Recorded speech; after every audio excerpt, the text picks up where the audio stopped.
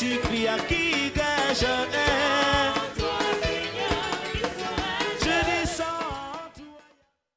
Dans le psaume 33, le verset 12 de façon spéciale nous intéresse ce soir, qui dit « Heureuse la nation dont l'Éternel est le Dieu ».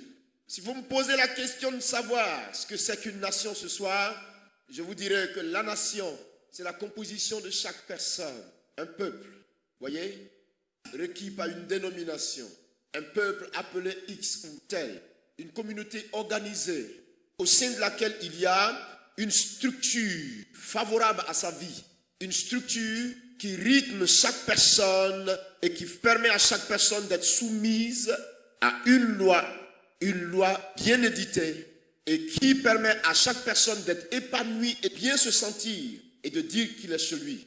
Si vous me permettez de définir ceci ainsi. Et une nation, c'est à la fois ma soeur, c'est à la fois moi, c'est à la fois toi, c'est à la fois nous tous.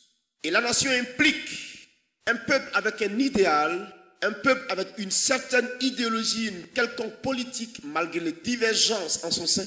Une nation implique donc le regroupement de tout le monde à œuvrer dans un sens commun afin que le défi de tous les siècles qui se présentent chaque jour à chaque personne, sinon dans tous les siècles qui se présentent à l'humanité, soit relevé. Un homme naît aujourd'hui, demain il meurt, un autre naît, et on n'a pas l'impression que le monde finit.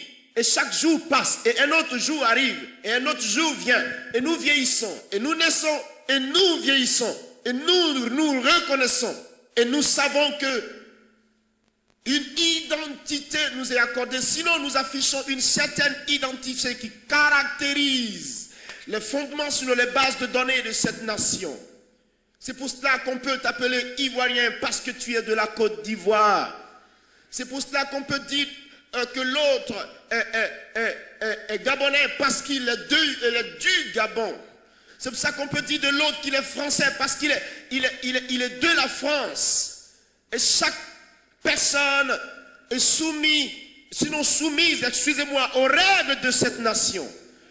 Et donc Dieu se trouve au-dessus de toute cette organisation, fomentateur de cette organisation, la caution de cette organisation, celui qui inculque cette organisation parce qu'elle vient de lui.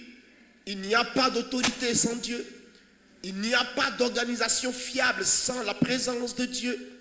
Il n'y a pas de structure véritable sans la présence de Dieu. Et c'est ainsi que Dieu a permis à chaque nation d'être organisée et d'avoir un principe, un idéal, et alors toutes les structures qu'il faut. Et la Bible dit, heureuse cette nation dont l'Éternel est le Dieu. Pourquoi?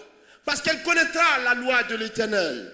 Pourquoi? Parce que Dieu viendra inscrire sa parole dans son cœur. Pourquoi? Parce que l'Éternel sera son Dieu. Il est réel dans ses fondements. Voici quelqu'un à qui vous avez affaire. Quelqu'un qui n'a jamais su mentir. Voici une personnalité qui est l'incarnation de la vérité et qui reflète l'image parfaite de la vérité, dont la parole est uniquement que la vérité, dont l'essence est la vérité, dont la puissance est réelle, dont les qualités affichées ne peuvent être discutées. Une personne tout à fait particulière qui se veut le modèle de tous, l'idéal de tous, l'image de tous, la vie que tous doivent rechercher. Pourquoi? Parce que Dieu est juste, Dieu est saint, Dieu est propre, Dieu est glorieux. Si donc une nation a ce Dieu, elle recevra également de lui ses différentes qualités. Or, qui dit être saint parle de pureté, parle de bénédiction, parle de gloire, parle d'autorité, parle de lumière, parle d'éclat, parle d'identité spirituelle, parle de charisme venu de Dieu, parle d'authenticité recueillie de la part du royaume des cieux, l'image parfaite que Dieu nous a fait voir en la personne manifestée du Sauveur béni que j'apprécie, que j'aime et que je voudrais adorer, sinon prêcher ce soir, frère. La personne pour laquelle ma vie a été conditionnée, la personne de qui je voudrais vous parler ce soir. Il n'y a qu'un seul que je connais dans sa gamme. Il est unique et il n'est pas semblable à qui que ce soit. Il est unique et il est vie, il est puissant et il est spirituel et il est magnifique. Il est unique et il détient en lui cette plénitude selon la parole de Dieu. Qu'il plût à l'Éternel que toute plénitude habita en lui. Homme venu sur la terre, révéler à la face des nations l'identité de la personne divine, reflétant ses qualités, reflétant sa gloire, reflétant son hégémonisme, reflétant son autorité, le regard perçant et à la fois doux, compatissant, plein de vie, de miracles, de guérison et de puissance. Observez, frère, cet homme, je l'ai ici avec moi et je voudrais vous le présenter avant de continuer. Parce que je sais que quelque chose va se passer. Cet homme dont je voudrais vous parler avant de continuer, frère, revêt d'une qualité exceptionnelle. Il est à la surface de la terre, se promenant à la surface de la terre, cherchant qui secourir. Et voici que la Côte d'Ivoire, un de ces jours, va se lever pour aller établir avec lui une alliance. Alors qu'il n'a jamais renoncé à son alliance, quoi qu'il en soit et qui qu'il soit. Alors qu'honorant toujours son alliance, il manifeste sa parole et sa bonté chaque jour à l'endroit de celui qui tient à lui. Jamais n'ayant abandonné qui que ce soit, je veux vous présenter celui qui est venu et qui m'a dit, tu étais mort, mais je suis venu te ramener à la vie, car je te connaissais depuis le sein de ta mère. Ce jour m'appartient, ce jour, cette heure m'appartient, cette heure m'appartient, cette heure m'appartient. Je veux donner gloire à ce Dieu-là. Je veux lui dire qu'il est exceptionnel pour ma vie. Et je souhaiterais autant qu'il soit rehaussé à la surface de la nation de laquelle je suis issu, frère. Afin que ce pays reconnaisse que malgré toutes choses, il y a un Dieu qui pense à lui. Côte d'Ivoire, je respecte son nom. Il me fait parcourir le monde entier de pays en pays. De par sa droite, je le vois dans sa gloire. De par son autorité, je sais de qui il est question. De par sa présence, je sais qu'il a bien plus de valeur qu'on aurait pensé. De par sa magnificence, je sais qu'il mérite respect, qu'il mérite obéissance, dignité, élévation. Vous n'en trouverez jamais ailleurs. Jamais.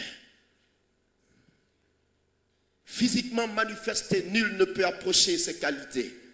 Spirituellement démontré, personne ne peut dénier sa valeur. Homme et Dieu, à la fois, ma fille. Homme, de par sa naissance physique, mais Dieu, de par la plénitude, la divinité en lui. Homme, de par le caractère de sa mère. Homme, de par cet accent de nativité, fils, appelé fils, parce qu'il est né. Homme, parce que né, chair, os, sang, dans le corps, visibilité, caractère palpable, sensibilité humaine, dont il a hérité de sa mère, parce que mère, elle est. Mais Dieu, dans sa plénitude, Dieu, dans sa divinité, Dieu, de par son essence, dans le caractère magnifique de sa parole, qui a été déployé le jour de la création, celui-là même dont la gloire a été répandue à la surface des eaux, dont l'Esprit de Dieu parle pour dire, la terre était sans forme, et sa parole et l'Esprit Saint se mouvaient à la surface des eaux. Et Dieu dit que ceci soit. Et cela fut. Ça veut dire créateur dans sa divinité, puissance manifestée, rouleau compresseur de la gloire de Dieu, devant laquelle Satan, qui se voulait l'égal de Dieu, n'a pu résister. Je vous présente Jésus de Nazareth.